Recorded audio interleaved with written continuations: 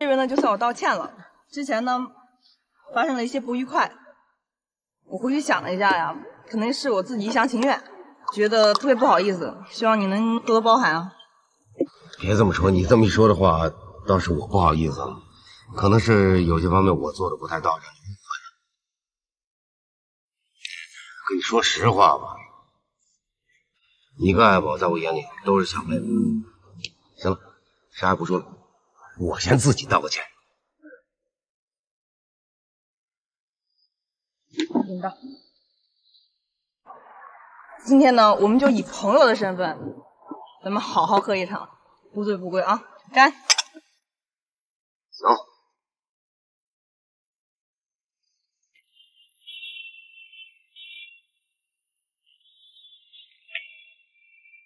干！干！干！干了，再来！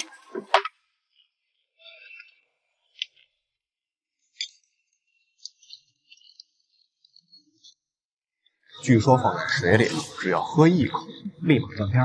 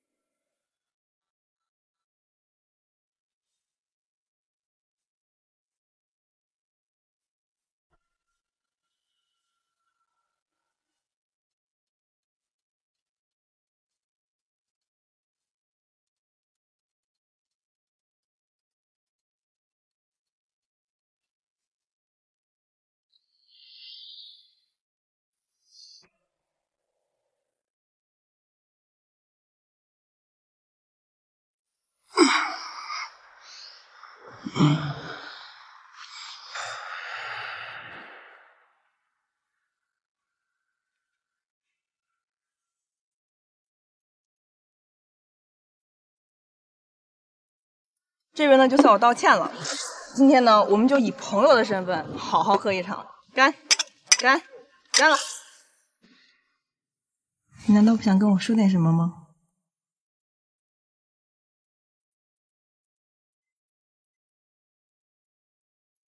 林医生，我告诉你，我得不到的，别人也别想得到。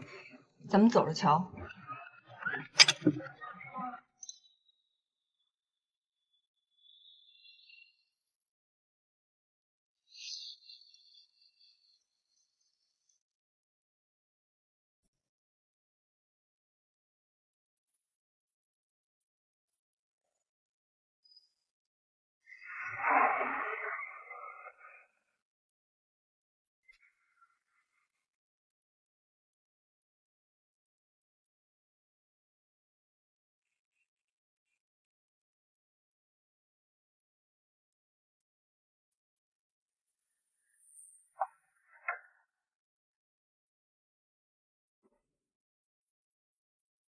林医生，你是个混蛋！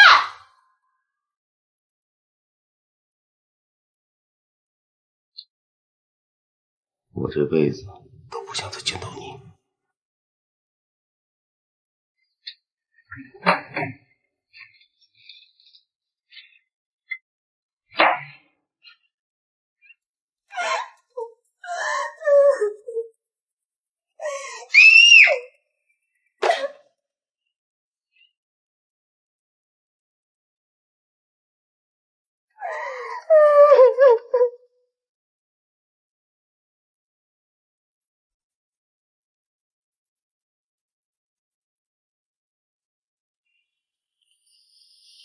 别推了，停一下吧。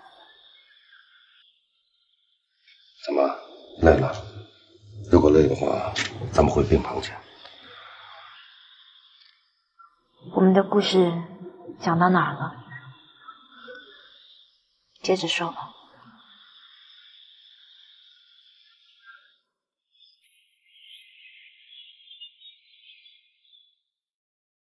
经过李朵这件事后，我想起来真的很后怕。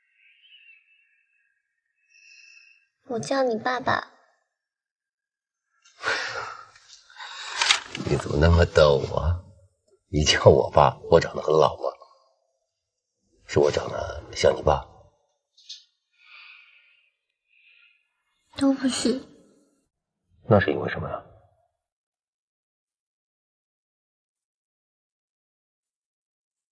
因为我喜欢你啊。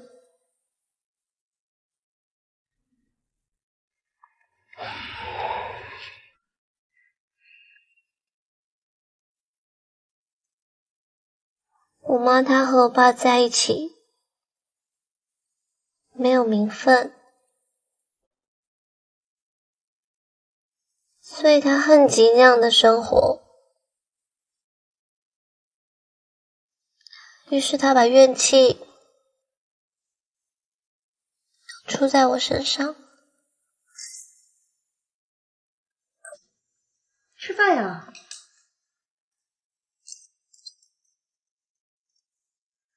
什么呀你让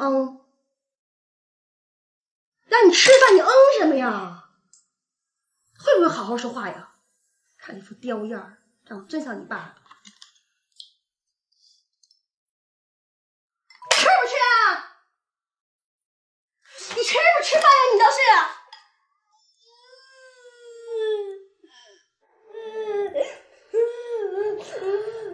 妈妈抱抱呢。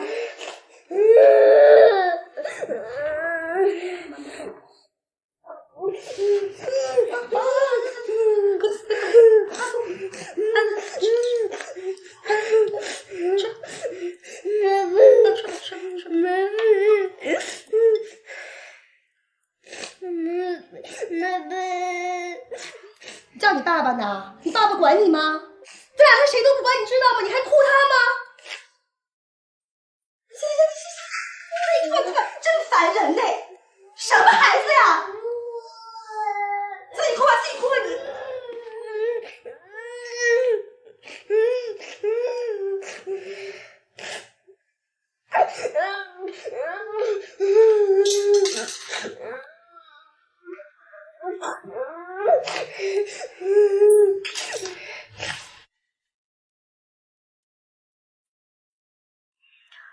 所以我一直很喜欢我爸爸。我爸在的时候，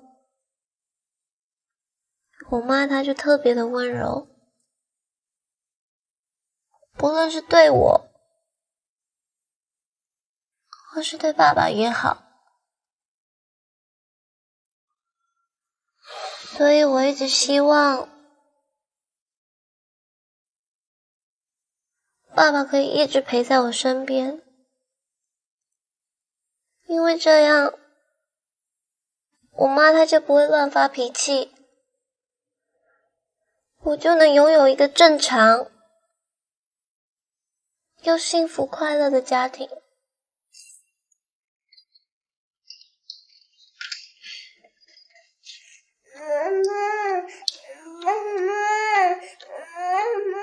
因为我妈她是第三者嘛，而我只是一个私生女，我甚至不能够跟任何人说我爸爸是谁。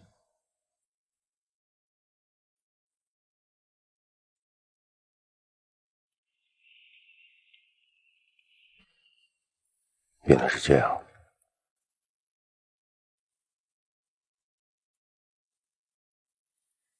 所以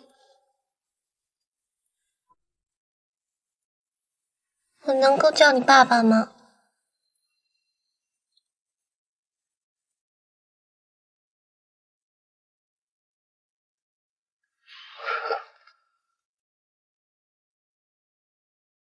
如果你想叫，以后就这么叫吧。爸。从那天晚上开始，我就担起了一个爸爸的责任。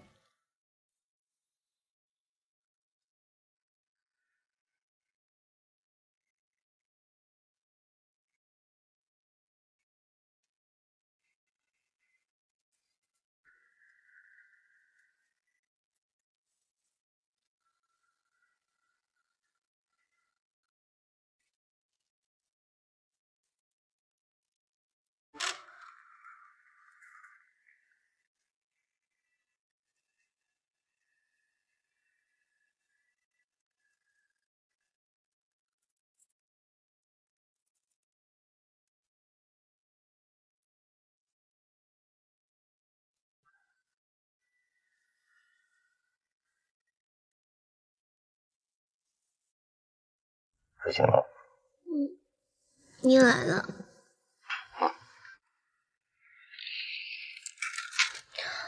天亮了哎，你怎么不去上班啊？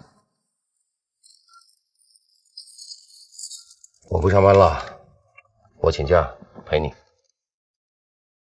请假？你老是请假，万一人家把你给炒鱿鱼了怎么办？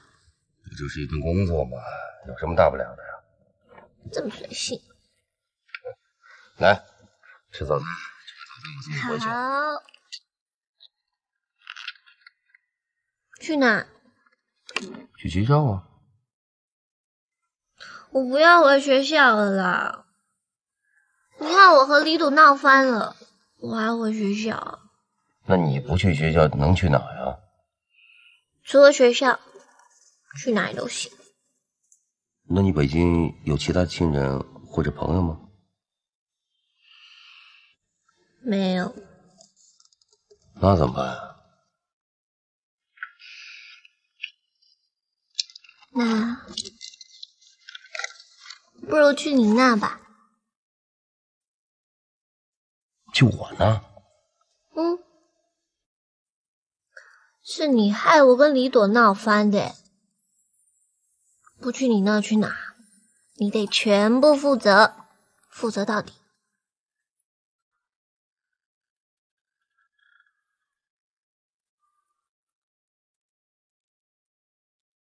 行了，到了，来，进来。哇，老爸，你家也太空了吧！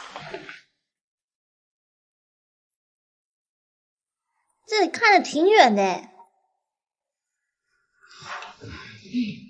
哎，不好。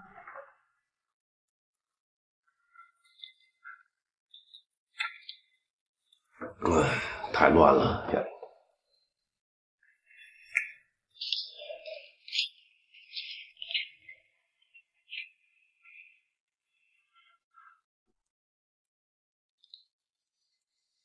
哎，鱼，以后就多一个人陪你们了。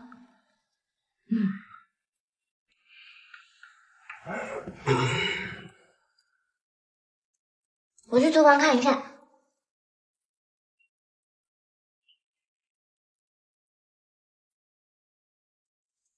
哎，你就自己看啊，我就不管你了。啊，你别管我了。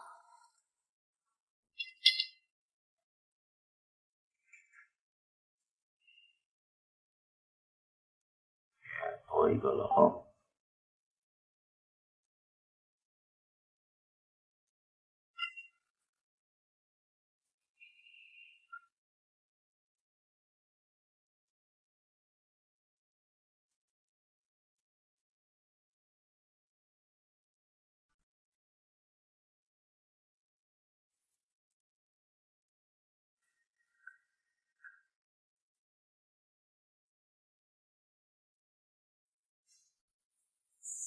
哎，老爸，你家里怎么什么都没有啊？这样又怎么过生活嘛？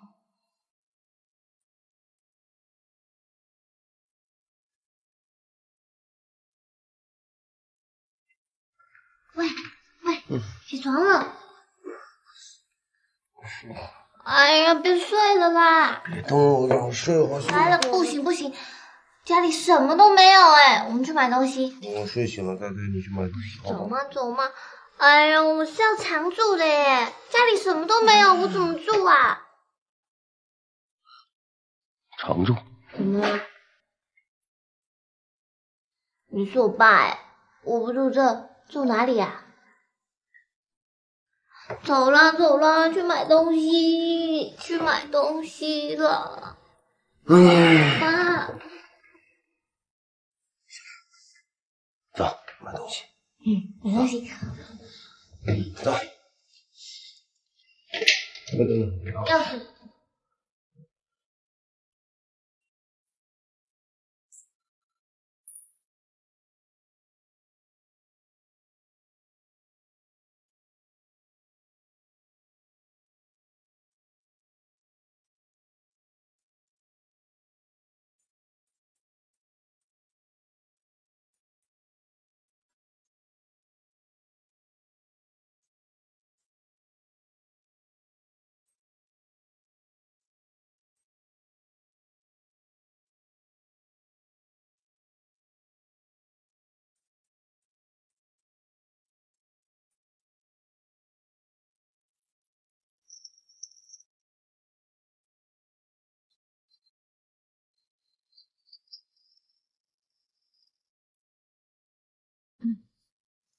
喂，女儿，你买这么多东西，咱们家吃得了用得了吗？这每个都有用的啊。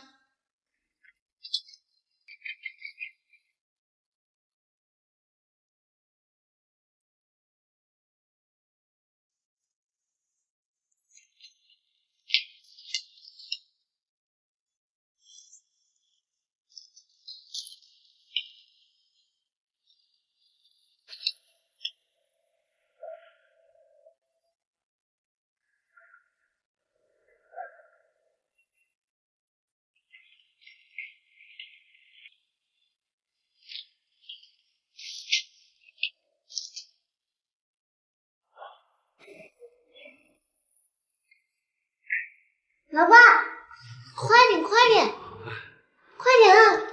我看看。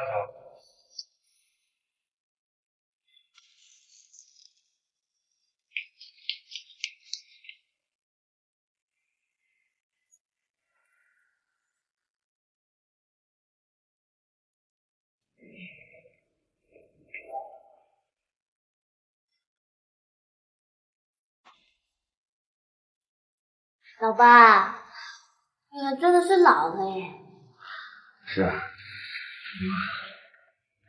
没关系，反正老了还有我在。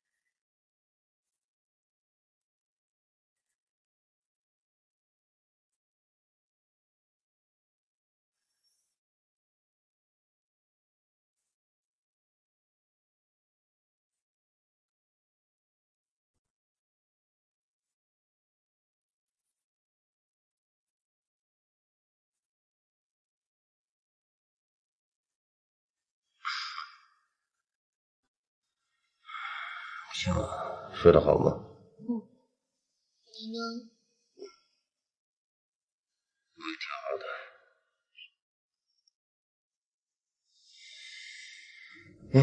的。起来了。你怎么了？哎，我的腰。腰。没事吧？哎，没事没事没事，别动。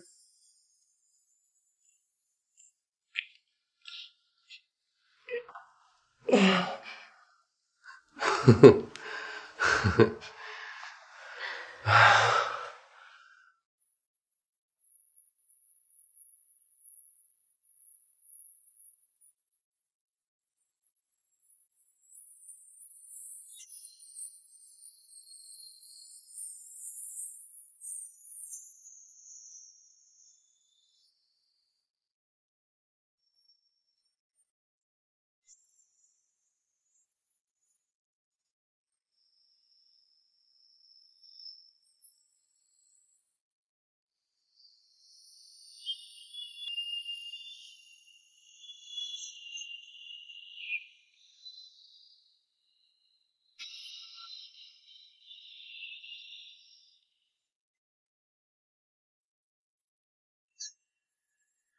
这花漂亮哎。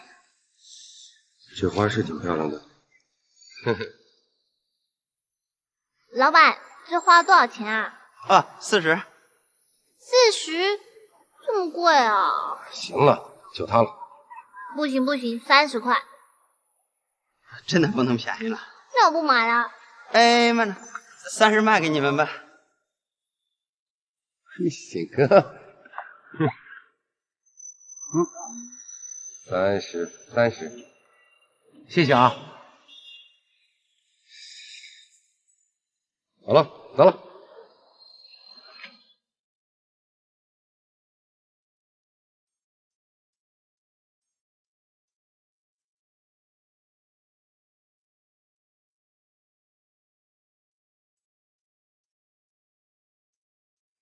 爱宝成了我家的新成员，我这个老爸也正式上岗了。其实说实话，当这个老爸的生活真的是不容易啊。这个所谓的女儿，把我所有的热情和父爱全都给调动了起来。就这样，我开始了老爸的生活。为了给女儿一个温暖家的感觉，我承担起一个做家长的义务，每天起早贪黑的工作之余，还得照顾她的衣食起居。我们俩在一起，虽然有时候感觉挺累的，但心里还是满满的，还是快乐的。日子虽然过得不算富裕，却还是温馨诗意。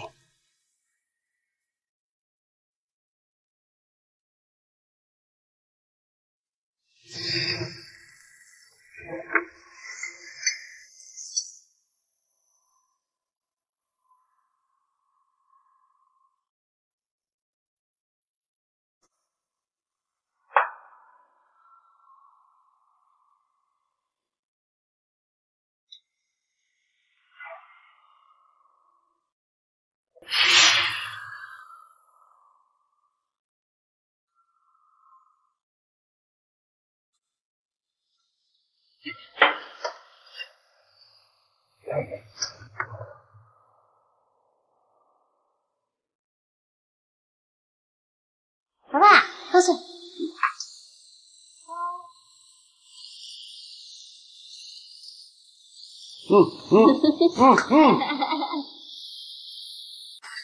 哇，好香哦！喂，别站这儿，这烟大，追的，一会儿就好了啊。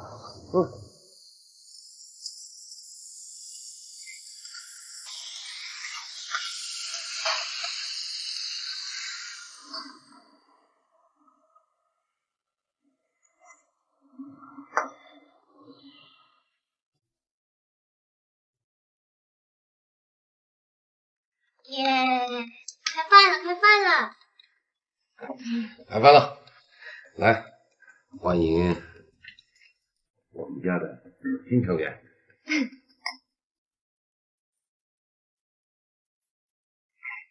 吃饭了。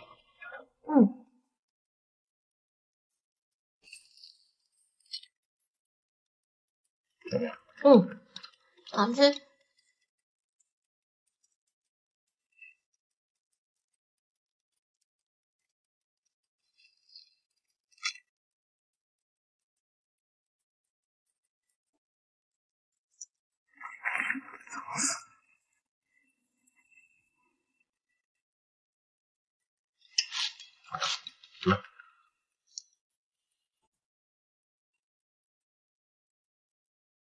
我不吃。你吃，我看你吃。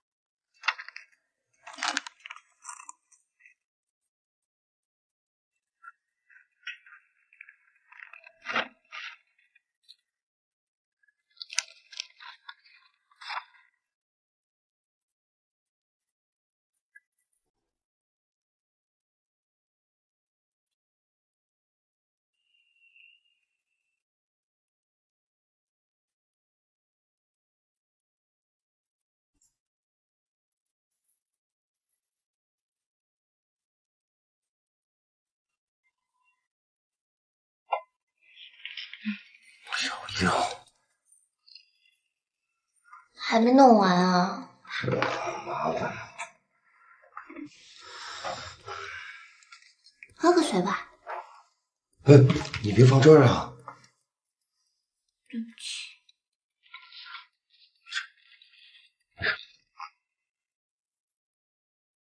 宝贝，我给你捶个背吧。你别吹，你吹的我心里紧张。睡吧，早点睡吧。啊，好吧。早点睡。晚安。晚安。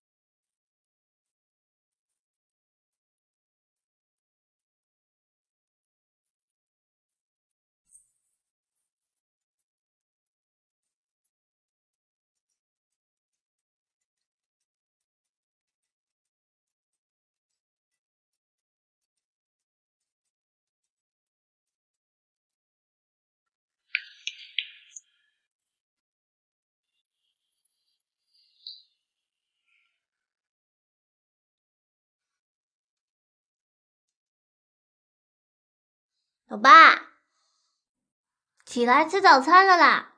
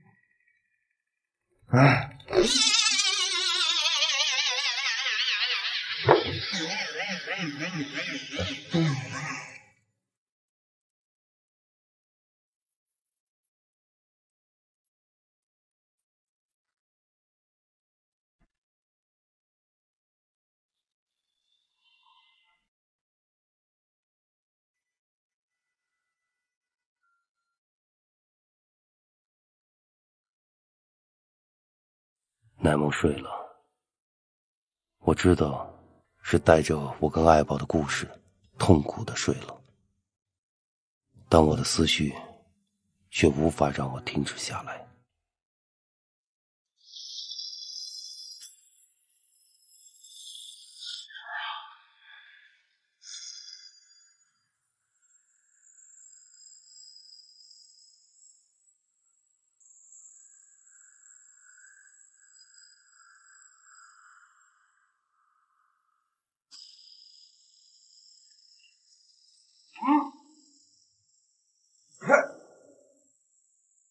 爱宝，爱宝，可能停电了。爱宝，别动啊，别乱动啊！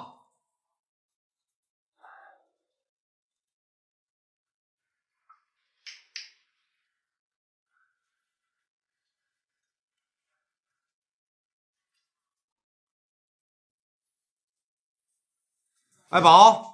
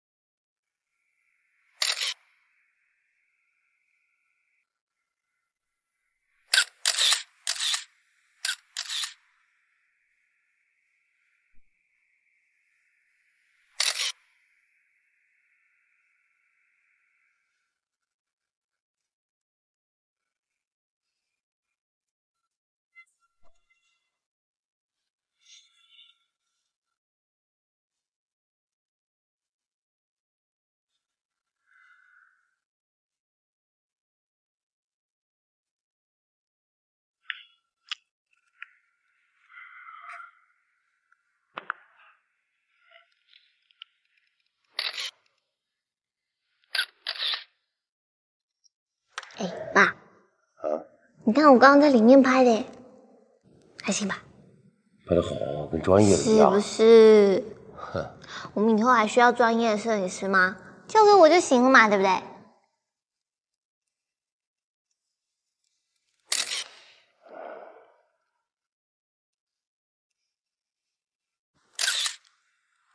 不如我们拍一张吧。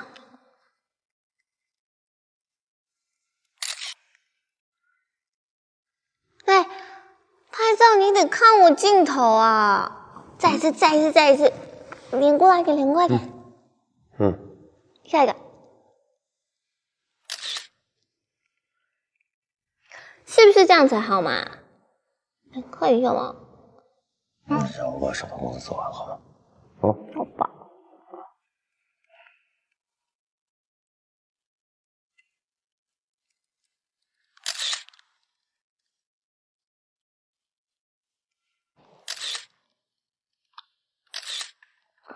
我爸，这认真的样子可帅嘞！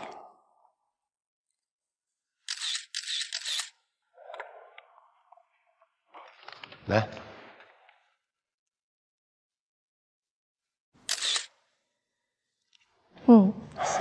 玩够了吗？让我把手头工作做完好吗？乖，听话。好吧。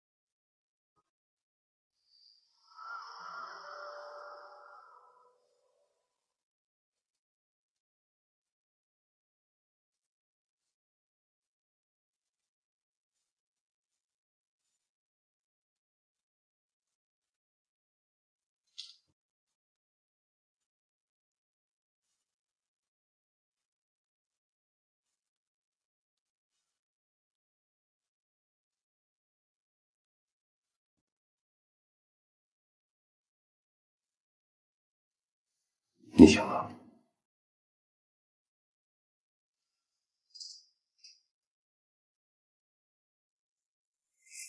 接下来，我们俩公开了情侣身份，日子虽然过得不富裕，却开开心心的。只是事业上始终没有什么大的突破。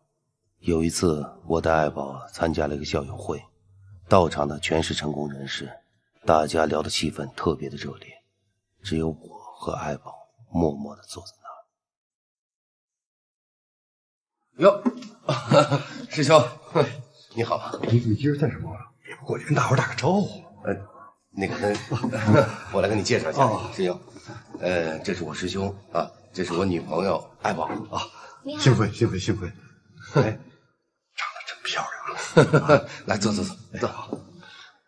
哎，你这10多年可干得不错啊，也不跟我们联系联系，多联系，好帮大伙一手啊。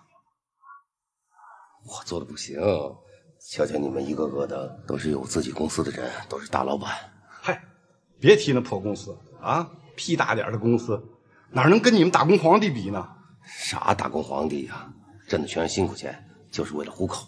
辛苦钱能找这么漂亮的女朋友？师兄，你们公司也会要做广告吧？当然，现在各个公司都靠这点广告。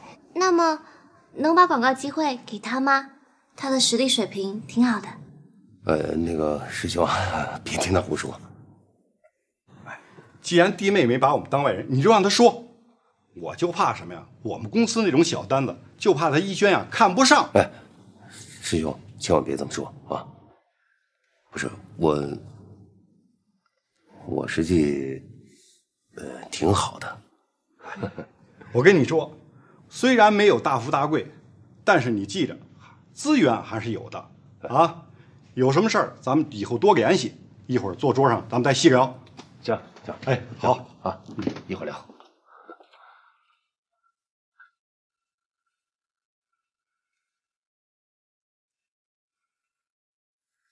人活在梦想和爱情中是快乐的，可当你回到生活，你会突然发觉，现实是残忍的。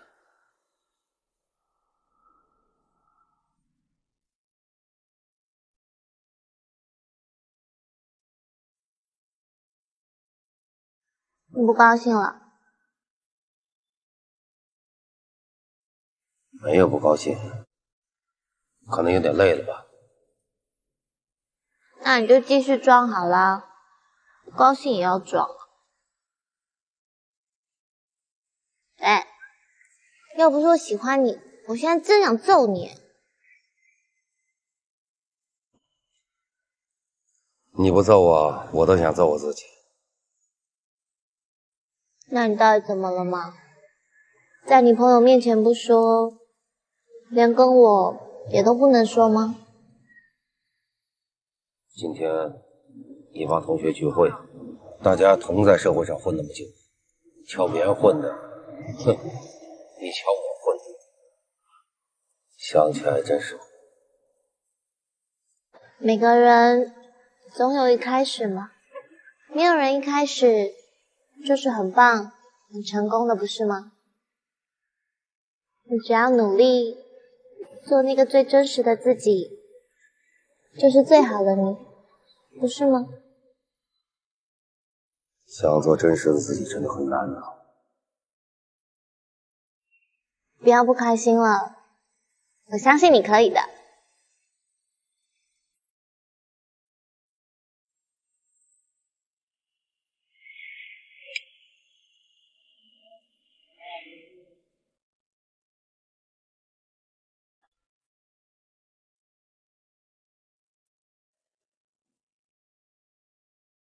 来的正好，看看这个。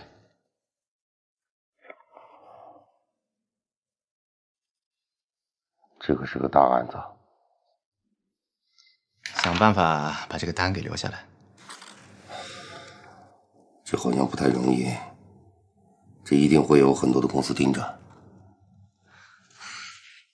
办法总是人想的嘛。林逸轩，其实我一直很看好你。只要你能把这个单子留下来，升职加薪都不是问题。我想办法。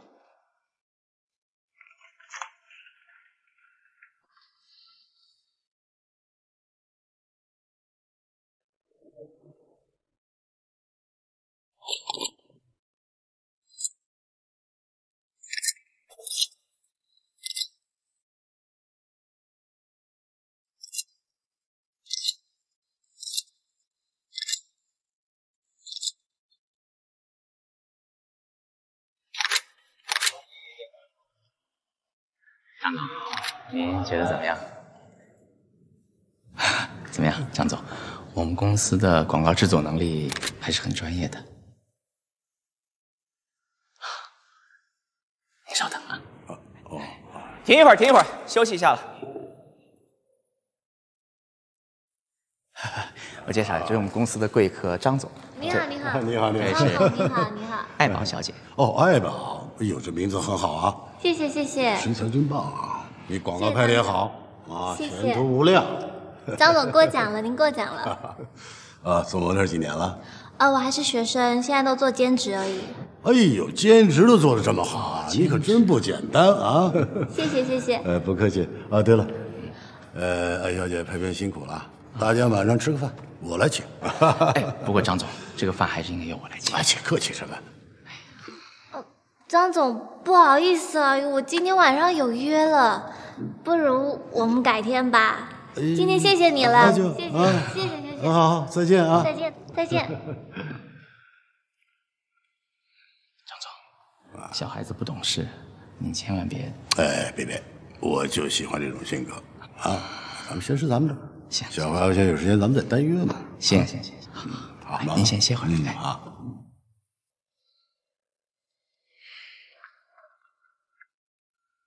逸轩，逸轩，我到时候找你。哎，老板。哎，坐。那我坐这，你坐这。好消息，啥事儿？张总看上那爱宝的小模特了，你去把他搞定。老板，爱宝不是你想象的那种人。什么这种人那种人？只要有钱，就只有一种人。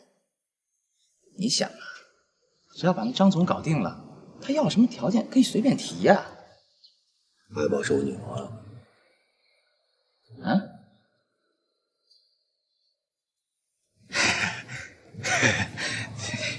我不知道那个，不好意思，别往心里去啊。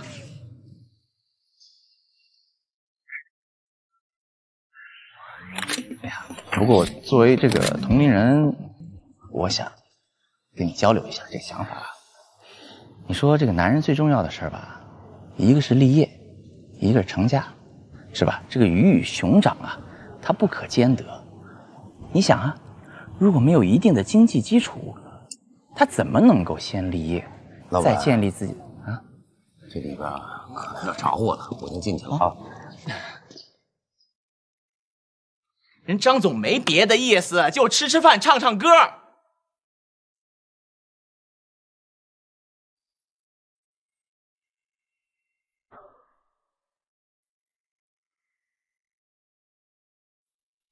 哎，想什么呢？我今天是不是给你惹麻烦了？没有。可是你们经理好像很怕那个张总。傻孩子，我告诉你啊，这有钱呢就会有事，有事呢就会有人怕，知道吗？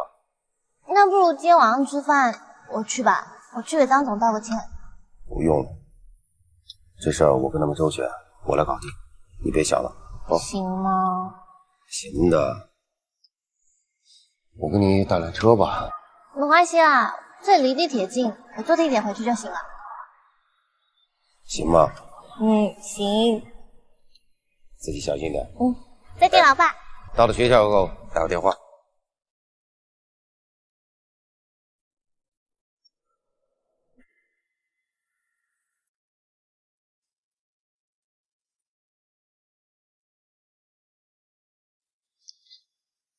幸会啊！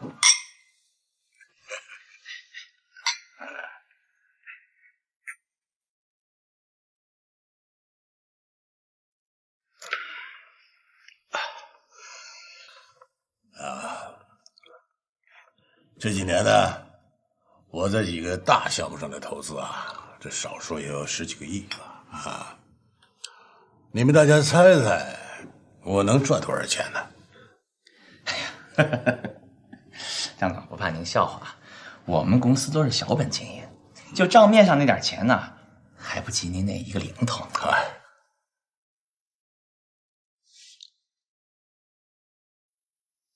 3个亿，30个亿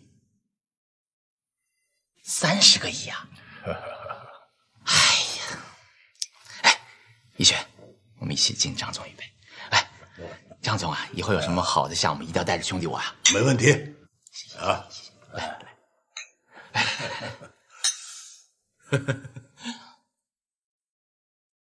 啊，来，大家随便点啊！哎，您请。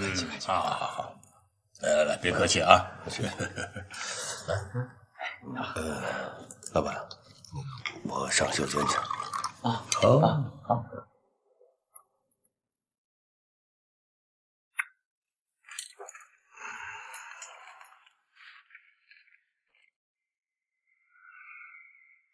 哟啊，张总，听说爱宝是你女朋友啊？哎呀，这姑娘长得真不错，你好有福气啊！谢谢。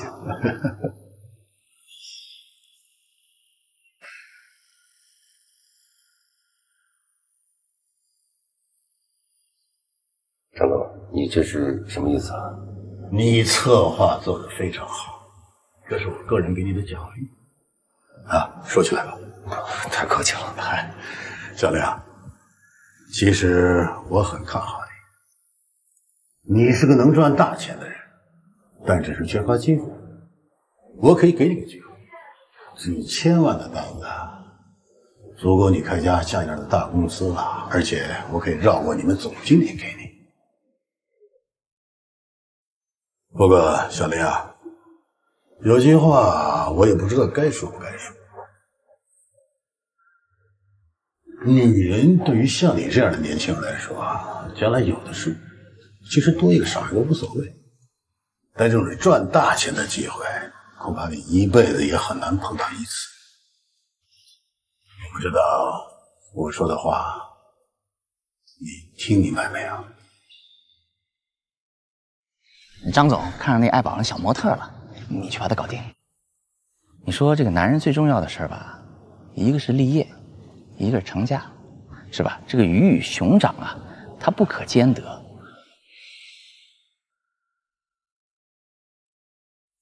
张总，不好意思啊，我们公司呢是有规定的，不能私下收客户的钱。啊，这个对不起。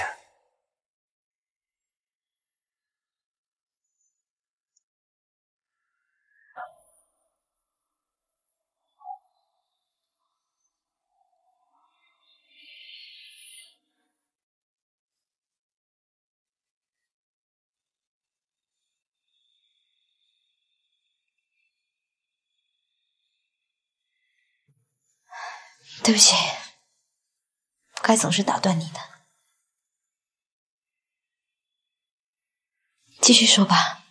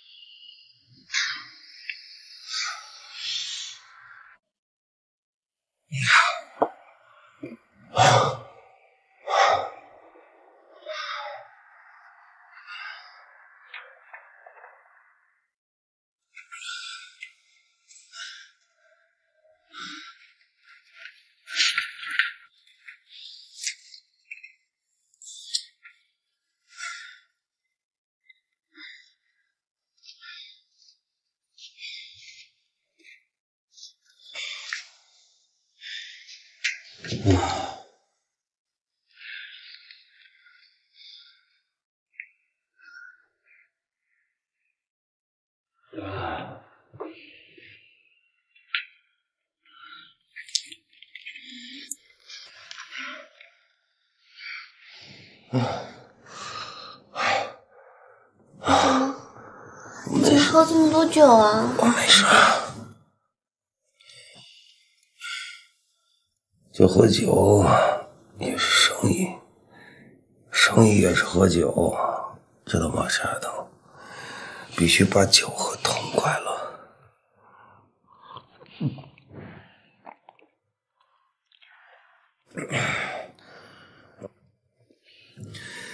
你别看我今天喝醉了，喝了这么多酒，但是工作还得做，这个策划案必须完成。明天一早呢，还得交给我们经理，我们经理呢再交给张总。如果完成不了的话，可就麻烦了。那个张总是不是老是为难你啊？你别跟我提那个王八蛋，你知道吗？那个老色鬼一直在打你的主意，他今天给我3万块钱，说什么呀？说什么辛苦费啊？呸！我不知道这个老王八蛋在想什么呀。要依我以前的脾气，我非把这3万块钱拽他脸上不可。那既然老板跟客户都这么讨厌，这活我们就别干了嘛。我们去旅行，去很远很远的地方，好吧？丫头啊，你以为那些有钱人在沙滩上躺着，那底下是沙滩呢？那是躺在钱上面，知道吗？所以说，不管怎么样，都得干呢。我一直想啊，有一天我有自己的公司，赚好多好多钱，女俩生好多好多孩子，我们周游世界。我也很想周游世界，我们可以买一艘游艇，然后去各个岛钓鱼，去潜水。对呀，钓鱼、潜水，那就需要钱，对吗？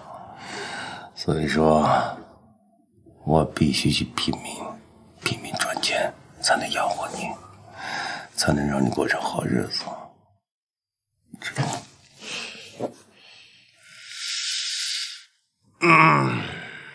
归根结底就是赚钱。只要给我林奕轩一个机会，我就能干出个模样来。我要挣好多好多钱，能让你过上好日子。谁要我是你爸呢？好了，今天晚上我也不知道工作到几点了，你乖乖的睡觉，别等我了。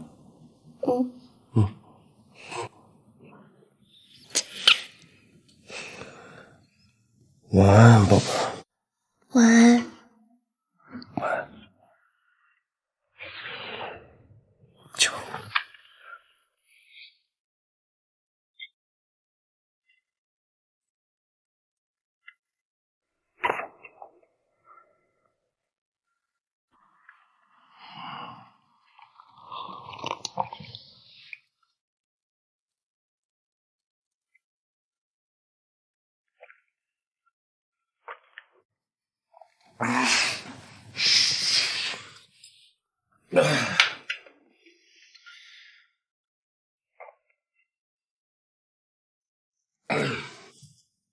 我不知道那番话对爱宝造成了多大的影响，